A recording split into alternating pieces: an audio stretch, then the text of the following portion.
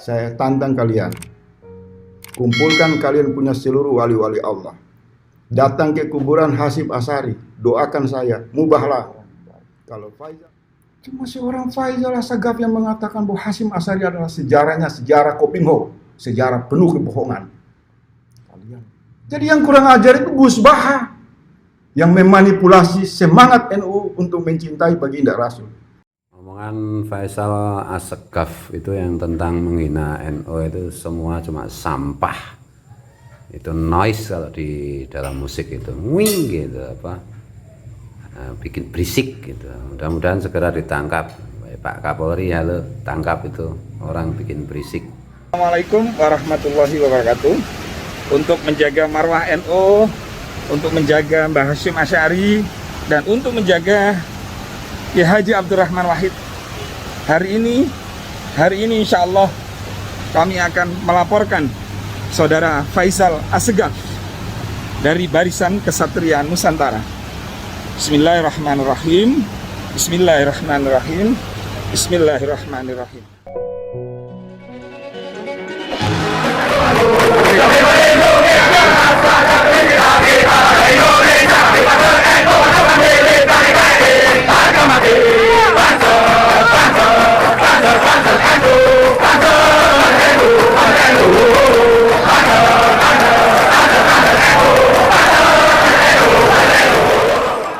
Assalamualaikum warahmatullahi wabarakatuh.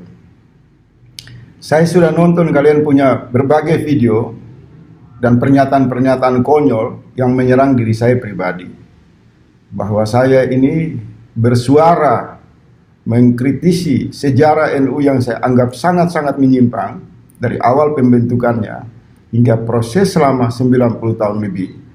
Dan kemudian saya mengkritisi perilaku oknum-oknum NU yang saya sebut dedengkot dan loyalis-loyalis yang mengatasnamakan, yang bertopengkan NU, tapi dalam kenyataannya sangat-sangat bobrok yang membuat kalian tersinggung.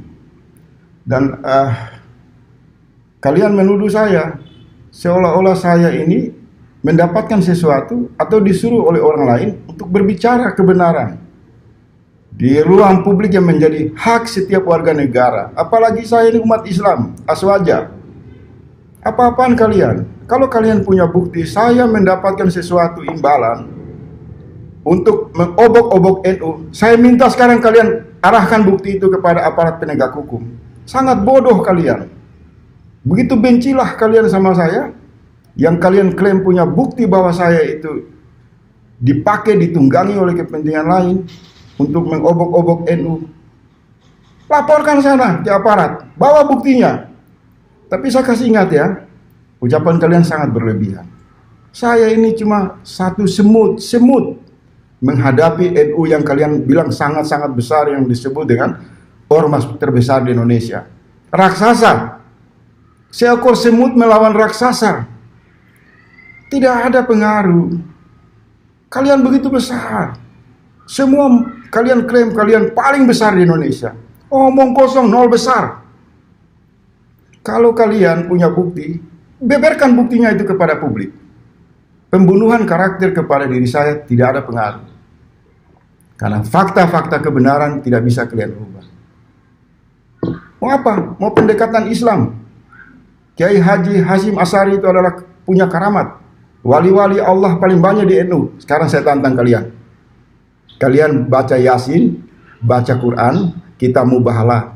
Kalau tuduhan-tuduhan kalian mengatakan saya mendapatkan sesuatu, maka niscaya saya hancur. Karena karamat Hasyim Asy'ari, karena karamat wali-wali NU. Tetapi kalau tuduhan-tuduhan itu kalian tidak bisa buktikan, saya juga bermohon kepada Allah, kepada baginda Rasul, hancurkan penipu-penipu seperti kalian. Kecil, saya bukan orang baru di ruang publik Indonesia. Saya berjuang 20 tahun lebih di luar sistem negara untuk melakukan upaya perubahan tanpa meminta imbalan apapun. Kenapa saya bebas berbicara? Karena saya tidak terikat. Saya terikat oleh nurani saya dan akal sehat saya. Saya mau buktikan sesungguhnya siapa yang mencari keuntungan faedah dari NU ini. Itu anak-anak Gus Dur. Terlalu banyak mereka bikin yayasan-yayasan foundation untuk mencari uang. Dengan mengkultuskan Hasyim Asy'ari, mengkultuskan Gus Dur untuk mereka mendapatkan faedah. Fulus yang mereka tidak pernah melaporkan kepada seluruh ahli sunnah wal jamaah di Indonesia, umat NU. Ingat yang saya katakan ya, dari awal kritik saya terhadap NU adalah organisasi massa, organisasi NU. Kalau menyangkut dengan masyarakat NU atau masyarakat Muslim berfaham ahli sunnah wal jamaah, saya tidak menggubris. Karena saya pikir kelompok ini terpisah dari organisasi. Harus pakai otak. Jangan bodoh, jangan mau dibodoh-bodohi. Terus kalian bilang kalian besar, kalian teror saya, maki-maki saya. Malu kalian. Orang kalau besar dalam satu organisasi yang sangat besar, harus ada juga kualitasnya yang besar. Unggul dengan kualitasnya, bukan unggul dengan kuantitasnya. Jadi yang mengambil manfaat dari organisasi ini, organisasi NU yang dibangun secara tulus oleh para ulama-ulama terdahulu adalah keluarga Abdurrahman Wahid. Kenapa saya menentang pengkultusan terhadap Hasyim Asy'ari? Karena itu semua dibuat bukan untuk kepentingan umat. Organisasi dengan simbol Hasyim Asy'ari ini dibuat untuk kepentingan melayani segelintir orang dari keluarga mereka. Jangan saya buka terlalu jauh tentang praktek-praktek korupsi yang dilakukan secara norak oleh PKB ya. Oleh petinggi-petinggi partai PKB yang selama ini merasa paling NU. Norak kalian, bobrok kalian. Jangan menafikan sejarah. Jangan. Sejarah organisasi NU ini dibentuk sejak awal dengan melibatkan seluruh keragaman. Partisipasi dari kalangan Habaib, kalangan Muhammadiyah yang pada saat itu ya, seperti Tokoh Hasan Gipo, itu sosok dari akar rumpun Muhammadiyah, presiden pertama PBNU, dan juga dari kiai-kiai di seluruh Indonesia. Hasyim Asy'ari itu hanya mencatut ya saya bilang ya, dalam dokumen paling penting Mukadimah Kasasi, Ganun Kasasi NU, itu mencatut. Mengambil tokoh terbesar pada saat itu yang namanya Said Abdullah Hasan Assegaf. Dia juga memanfaatkan kebesaran tokoh Arab, ingat, Hasan Gipo sebagai presiden pertama pembentukan PBNU. Organisasi. Kalau saya mau buka sejarah ini paling banyak partisipasi kalangan-kalangan. Muslim Tionghoa, Muslim Arab, Muslim di luar Jawa, Muslim Jawa Tengah, Muslim tokoh-tokoh ulama dari Jawa Barat. Keragaman. PBNU tidak dibentuk oleh Hasyim Asy'ari yang nol besar, yang hanya keluarganya saja mengklaim seolah-olah menjadi tokoh utama. Saya punya data-data sejarah, dan saya melihat sejarah tidak dalam rakitan-rakitan sejarah yang kalian bikin untuk mengkelabui umat. Mengklaim dengan akal sehat yang sangat tidak bisa diterima. Akal sehat yang dilakukan hanya asabiyah, fanatik kelompok. Saya punya catatan dari hari ke hari tentang Indonesia. Sebuah kumpulan sejarah yang diterbitkan oleh Gramedia, lembaga yang selama ini sangat kredibel dan tidak sembarangan mengeluarkan sebuah penerbitan buku kalau tidak melalui proses verifikasi yang ketat. Tidak ada terlalu unggul yang namanya itu Hasyim Asy'ari. Kenapa tiba-tiba dalam perjalanan seolah-olah dikultuskan sedemikian rupa, diagung-agungkan begitu besar, yang ujungnya anak cucunya itu pergi mencari uang lewat yayasan-yayasan foundation yang tidak pernah ada laporan transparansinya kepada publik, yang tidak ada tujuannya untuk apa, yang berimplikasi setiap orang mengkritik NU dituduh macam-macam, berafiliasi sama kelompok ini, ditunggangi oleh kelompok ini, dibayar oleh kelompok ini. Malu kalian. Faisal Assegaf itu cuma satu ekor semut. NU itu yang kalian klaim adalah raksasa. Bagaimana mungkin? raksasa yang mengklaim memiliki kebenaran begitu takut dengan suara satu ekor semut. Terkait dengan resolusi jihad yang saya mengatakan bahwa ini sangat overdosis, ini sangat tidak masuk akal, klaim-klaim yang sangat berlebihan. Karena saya punya catatan, ini jelas saya melihat kok pada periode bulan Oktober hingga bulan November 1945 tidak ada dokumen resolusi yang namanya dibuat oleh Hasyim Asy'ari. Itu satu pernyataan yang mengikat secara organisasi pada internalnya. Tetapi pada saat itu, dari bulan Oktober kepada November, yang mengarah kepada yang namanya peristiwa 10 November, itu melibatkan banyak tokoh, banyak organisasi. Bung Tomo, kaum Katolik, kaum Kristen, kaum Tionghoa, ulama-ulama dari luar Jawa, semua melakukan pengarahan untuk melakukan perlawanan pada bulan kepada sekutu Inggris. Ini catatannya sangat jelas. Ulama besar NU yang kalian abaikan dari Aceh, pidatonya sangat jelas disusun pidatonya. Dimasukkan ke buku yang dicetak oleh Gramedia, bukan percetakan abal-abal, lembaga yang kredibel, yang ditulis oleh orang yang sudah bisa teruji. Pramudia Anantatur. Saya sengaja melihat dari sisi bukan NU. Ternyata dia lebih jujur mengatakan realitas yang sebenarnya. Pidato yang sangat jelas mengarahkan seluruh umat Islam di seluruh Indonesia untuk berpartisipasi, menyatukan kekuatan mereka melawan sekutu Inggris di Surabaya. Tiba-tiba muncul resolusi jihad. Kata jihad ini kalian ingin menjual lagi secara politik untuk melegitimasi seolah-olah Hasyim Asy'ari adalah pejuang tunggal di dalam perjuangan Indonesia, di dalam pembentukan NU. Pertanyaan saya yang kalian belum bisa jawab. Siapa ulama besar Hasan Gipo? Cucu dari Gunung Ampel, Sunan Ampel. Jelas kalian. Dia adalah seorang konglomerat besar yang mengorbankan hartanya di jalan Allah, mengorbankan hidupnya untuk membesarkan Nahdlatul Ulama. Apa sejarahnya?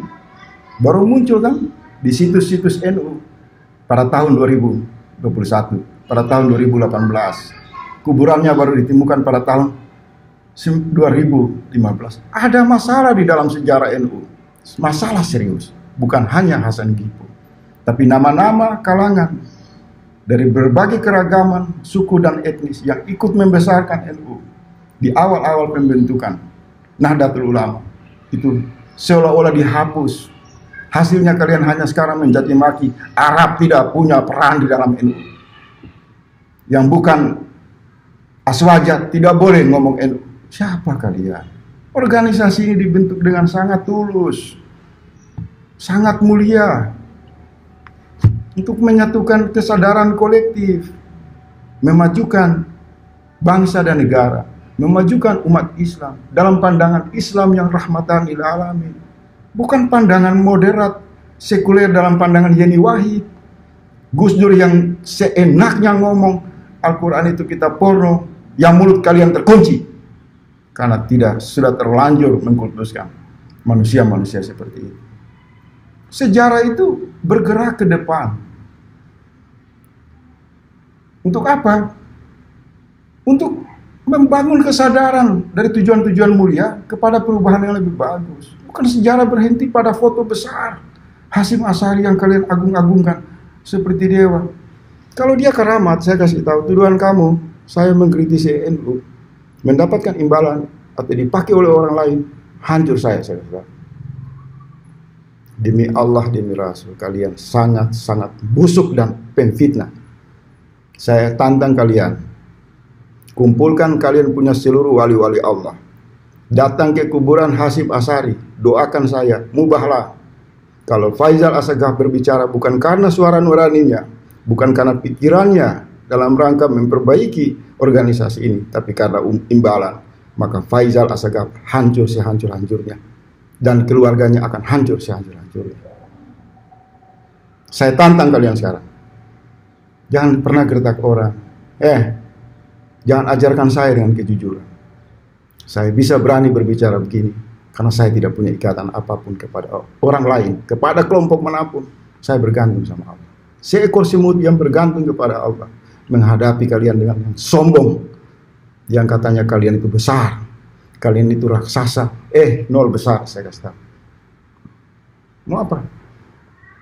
Mau bunuh saya? Mau merampas jiwa saya?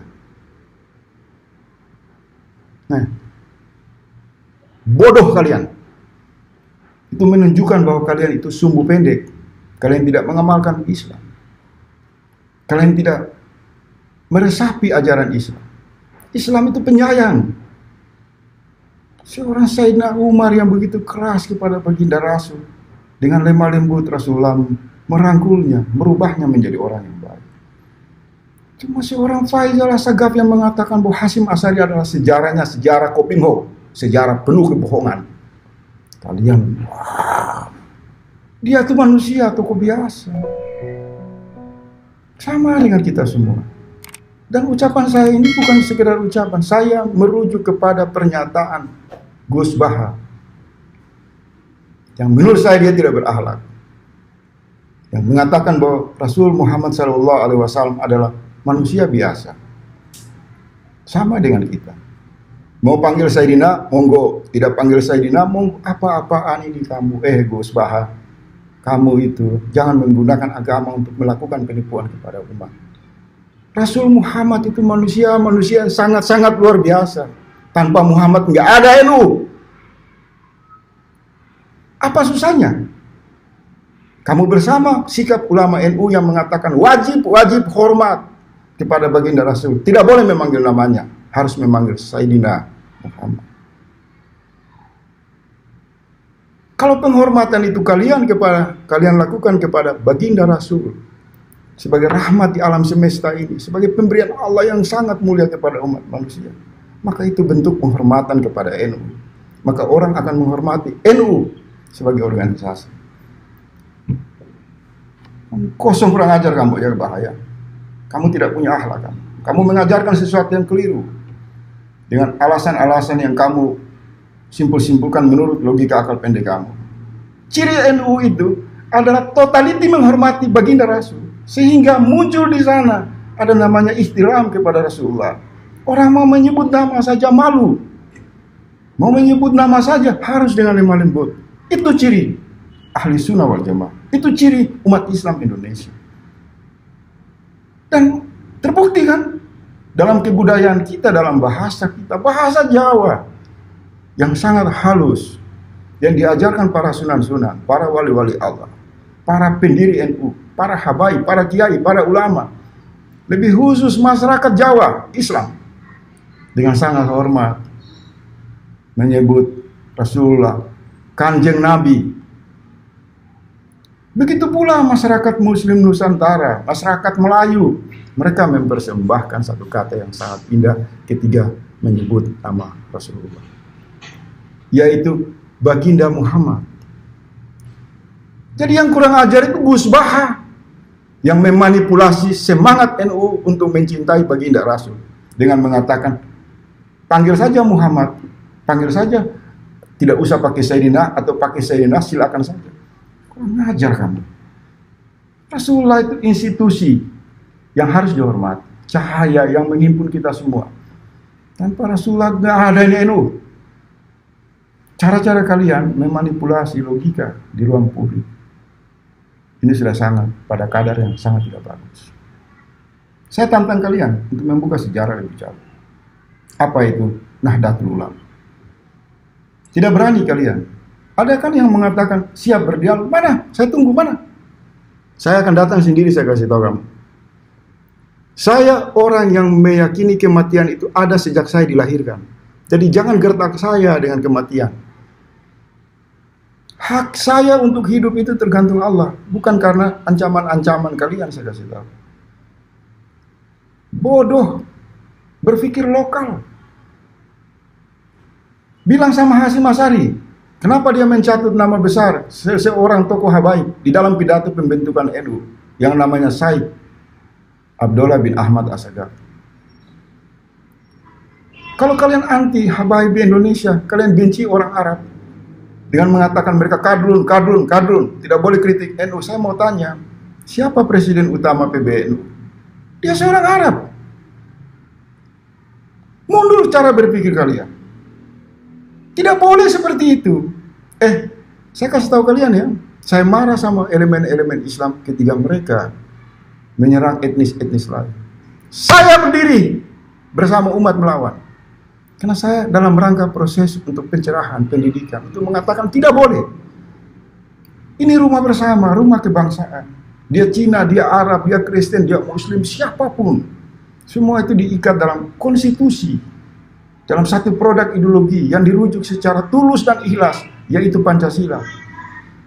Tidak boleh bahasa-bahasa begitu dengan seolah-olah mengkultuskan Hasyim Asy'ari, Gus Dur dengan menafikan peran dari orang-orang lain.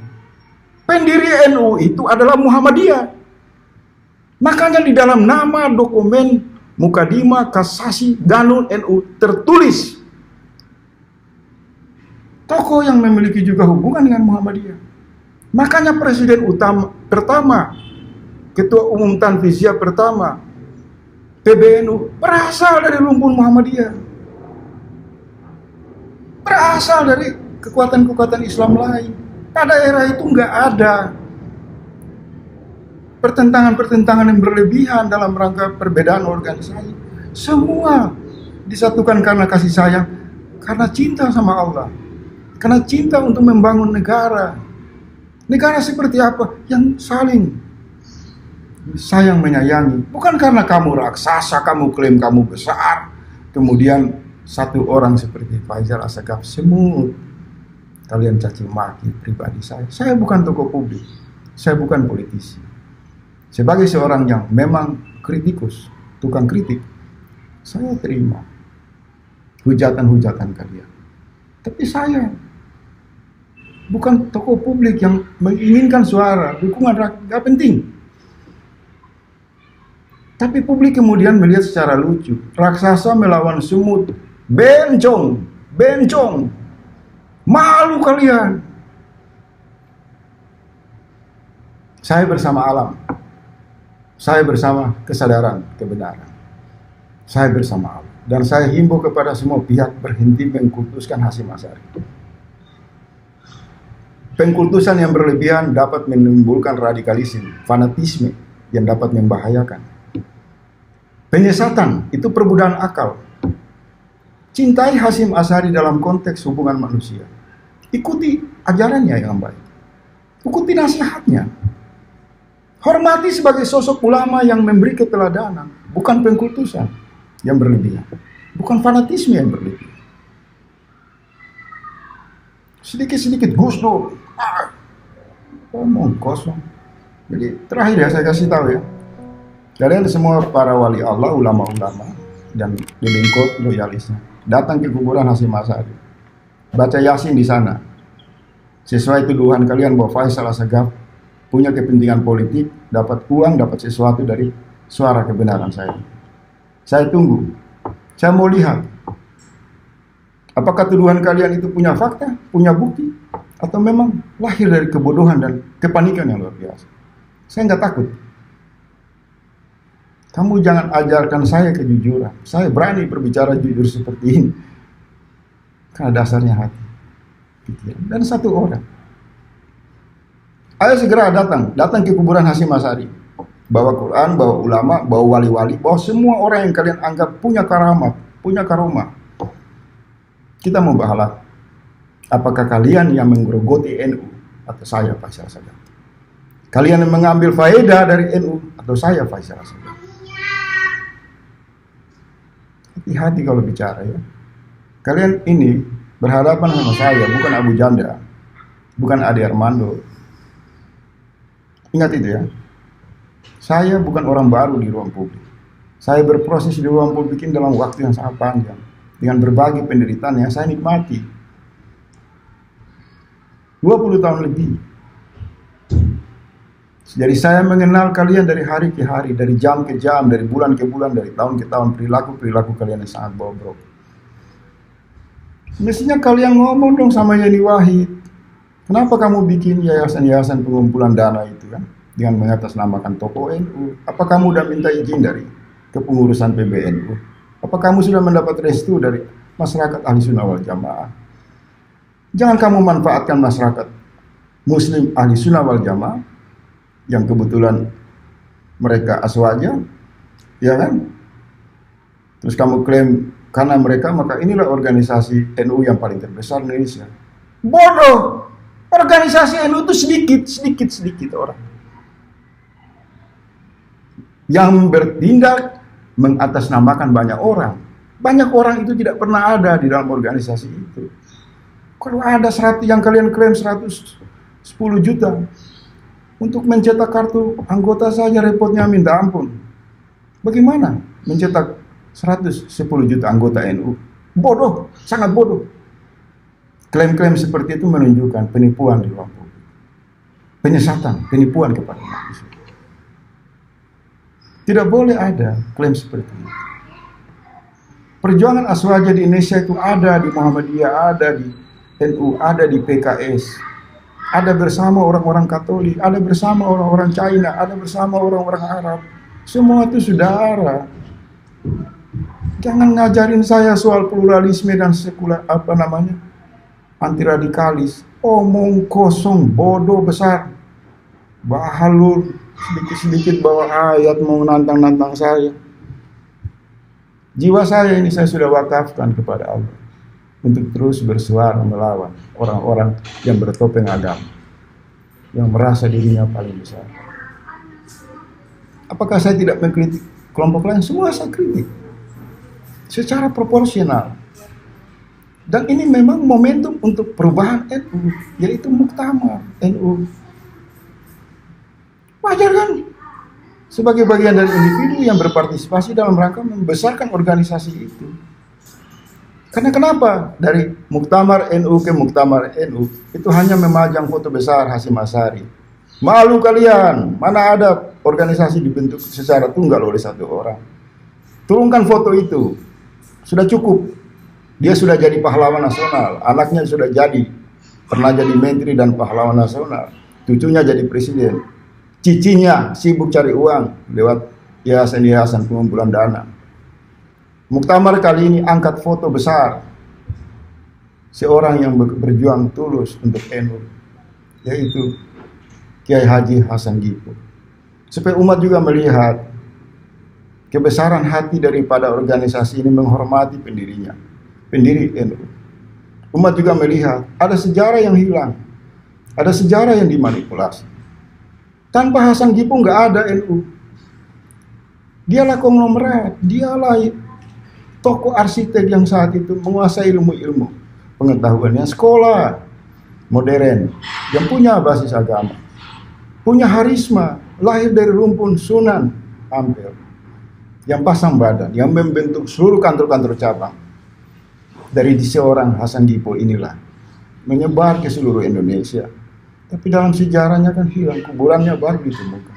Jadi saya ingatkan kalian ya, untuk muktamar ini turunkan foto Hasyim Asy'ari, naikkan foto besar Kiai Haji Hasan Gipul, supaya umat Islam diberi pendidikan pelajaran sejarah, bahwa ternyata bukan hanya Hasyim Asy'ari yang mendominasi organisasi ini dengan keluarganya, tapi juga ada tokoh-tokoh Islam yang berjuang secara tulus untuk membangun organisasi ini. Saya tantang dan saya yakin kalian nggak berani, karena kalian sudah terjebak dalam polarisasi pengkultusan yang sangat-sangat kental.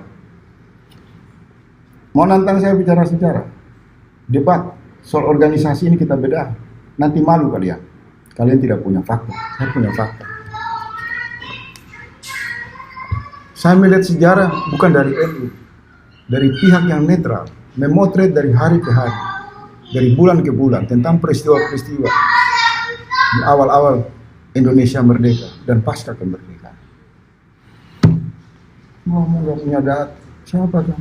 Kalau saya udah berbicara itu saya udah siap secara pemikiran, siap secara mental. Dan bodoh juga kalau saya tunduk sama kalian. Saya itu bertauhid kepada Allah. Saya mencintai Rasulullah dengan membicarakan kebenaran. Konsekuensinya dibunuh, disakiti, biasa saja. Tapi kalau penghinaan yang berlebihan, saya tantang kalian bermubahlah. Dan saya tahu kalian orang-orang munafik yang sangat penakut untuk berbicara jujur di hadapan Allah. mau bersumber dengan saya. Penakut kalian, karena kalian yang sesungguhnya mendapat sesuatu untuk menyerang saya. Allah menyaksikan tingkah laku kalian.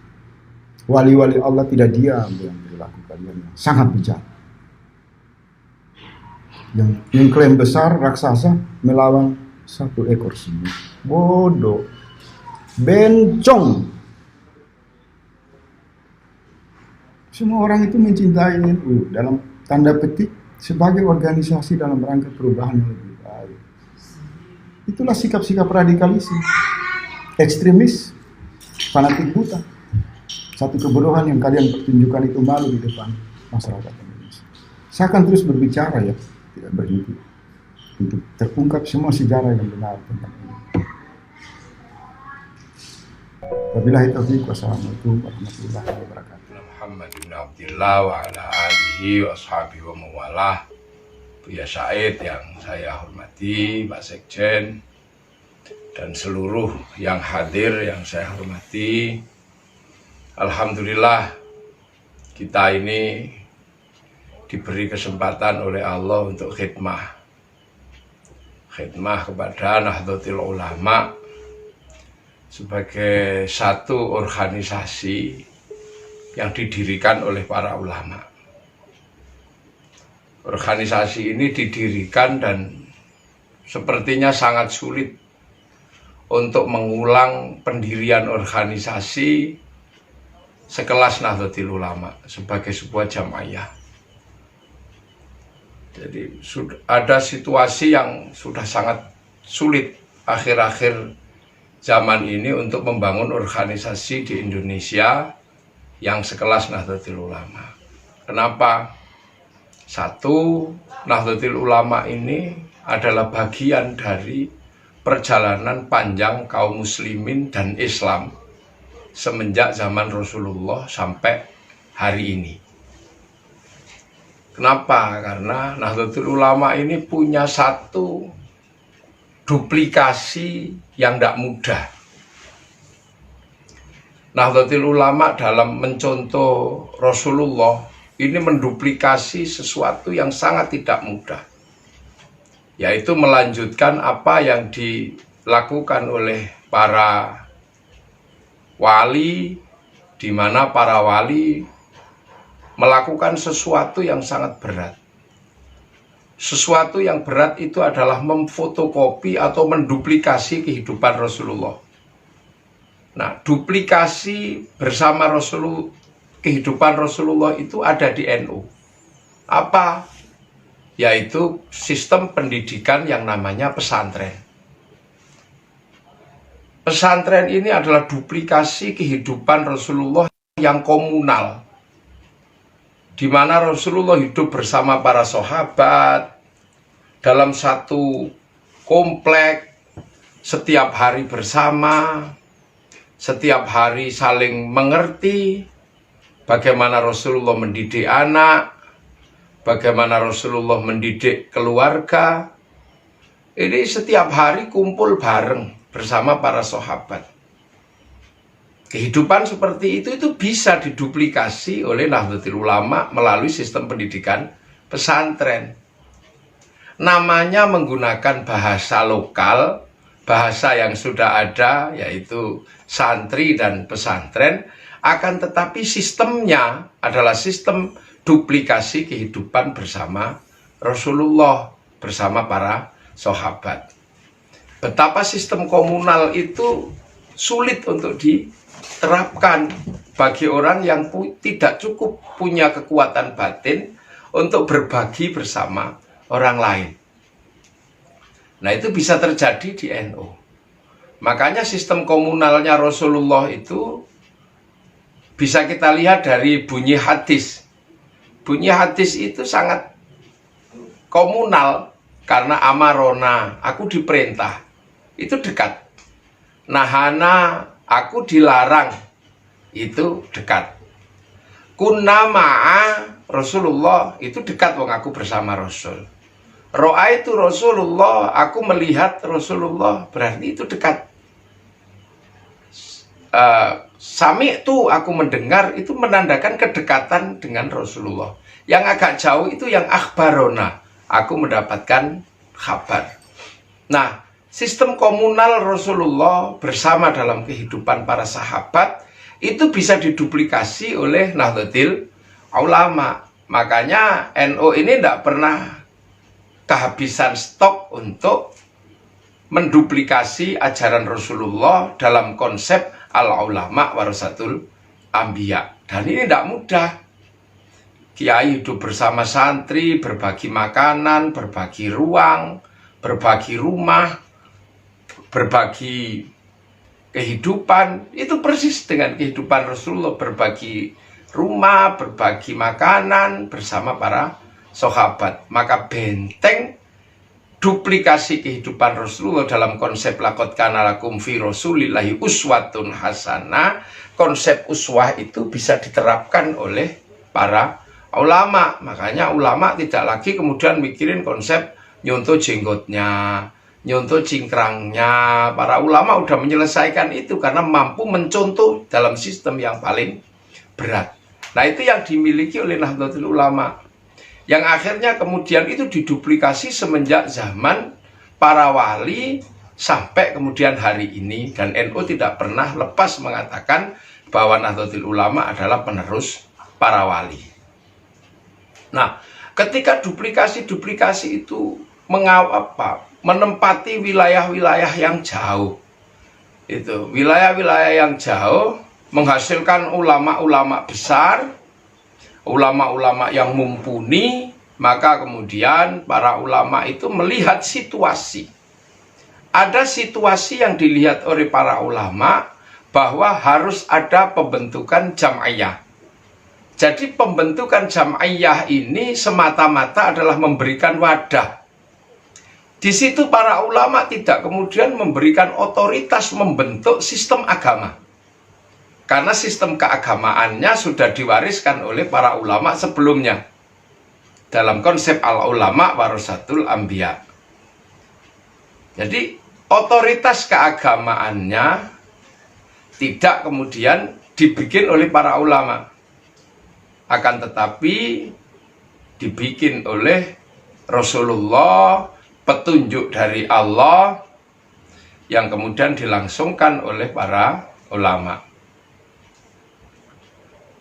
Maka tahun 1926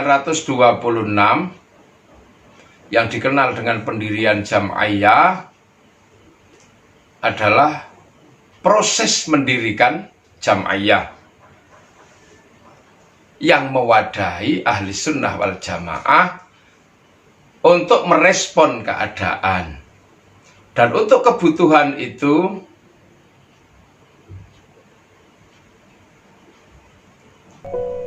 maka para ulama ini berkumpul. Nah, ulama yang berkumpul ini banyaknya luar biasa. Ulama-ulama kelas semua. Nah, itulah yang kemudian dikenal dengan satu proses al-masyhur baina khamsina aliman. Jadi musyawarah 50 ulama yang sangat mumpuni untuk ngumpulin 50 ulama dengan kelas-kelas berat seperti itu hari ini sangat sulit. Maka musyawarah 50 ulama ini menjadi sesuatu yang sulit untuk diulang kembali. Nah, itulah makanya hati-hati kalau kemudian mengolok-olok NU, karena yang olok-olok ini kadang tidak sampai pada satu proses di mana harus bermusyawarah. Kadang olok-olok cukup sambil ngerokok, olok-olok sambil baca artikel di YouTube. Nah, ini proses yang sulit untuk diulang kembali. Yang kedua, 50 orang ini melakukan proses yang namanya al-istikharah. Istikharah ini juga menghasilkan satu proses yang istikharah diistikharah.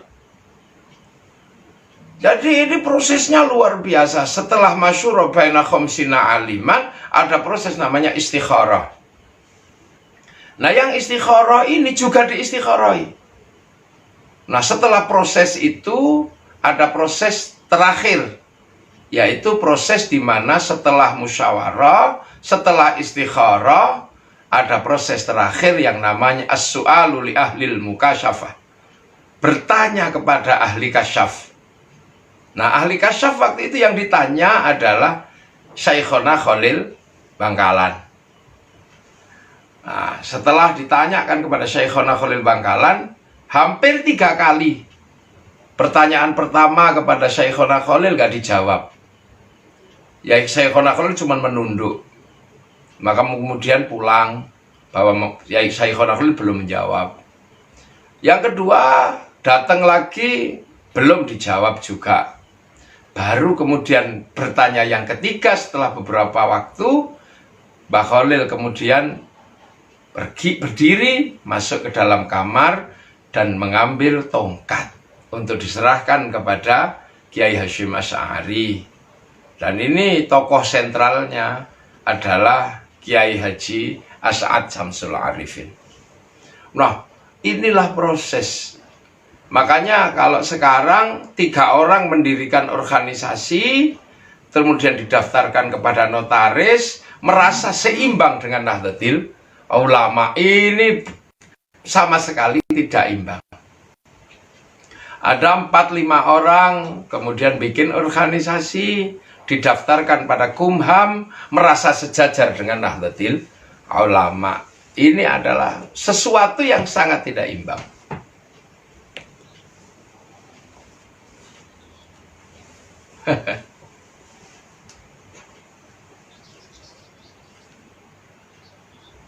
Nah, kalau ajakan berdonasinya ya sekarang harus berdonasi. Dalam situasi seperti ini, ya, dalam situasi seperti ini di mana semua orang harus saling membantu, semua orang harus saling berbagi, maka saat inilah saatnya kita menjadi orang-orang yang bermanfaat. Khairun nas anfa'uhum linnas.